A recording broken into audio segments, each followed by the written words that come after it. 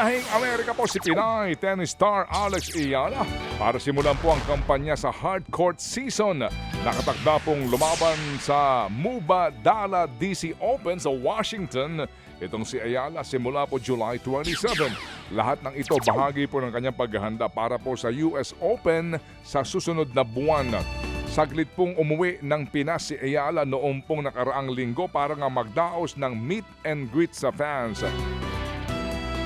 Dumulas ho naman sa world number 29 si Ayala dahil po sa kanya pong maiksing pahinga mula sa WTA Tour. Mula yan sa pwesto niyang number 28 noong pong isang linggo lamang. Samantala mga kapatid, napanatili po ng Pilipinas ang pwesto sa Davis Cup Asia Oceania Group 3. Tinalo po nila ang Malaysia sa relegation playoff 2-1. Natalo si Jed Olivares sa unang laro kontra kay Darshan Kumar 7-6, 6-3. Ibinawi naman siya ni AJ Lim sa sumunod na laro matapos pong talunin si Daniel Hasley 6-1, 6-1. Naantala po ng ulan ang deciding doubles match pero nanaigang pares ni Ruben Gonzalez at Nino Alcantara sa huli 6-2, 4-6 at 6-3. Susubukang ma-promote sa Group 2 ng Pilipinas sa susunod na taon. Kampiyon si Pinay Jiu-Jitsuka Ani Ramirez sa 10th Jiu-Jitsu Asian Championship sa Kazakhstan. Ginto ang 35 anyos sa adult female 57 kg division.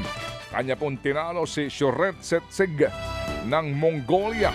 Ito'y dahil po sa matagumpay niyang nadepensahan ang titulo sa naturang event. Ikatlong ginto ito ni Ramirez sa torneo. Ito ho naman ang tanging ginto ng Pilipinas sa Asian Championships. Nakakuha rin po ang bansa ng isang silver at 3 bronze medals. Samantala, nagtapos po sa ikalimang pwesto ang Philippine Women's Softball Team sa Women's Softball World Cup. Tinambakan po nila ang host Peru sa 5th place match, 13-0.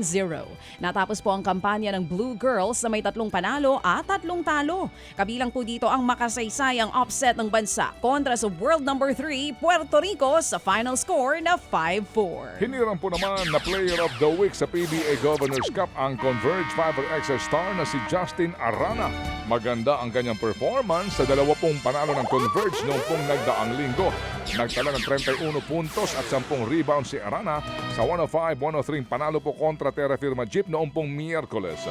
Ito sinundan ng 39 points at 12 rebounds sa 149-124 pong panalo ho naman kontra sa guest team na Macau. Ito ang pinakamataas na na-score ng isang local para sa Converge. Dahil dyan, malinis po ang record ngayon ng Converge matapos po ang 3 laro. Kapantay nila ang top seed sa Group A na NLEX.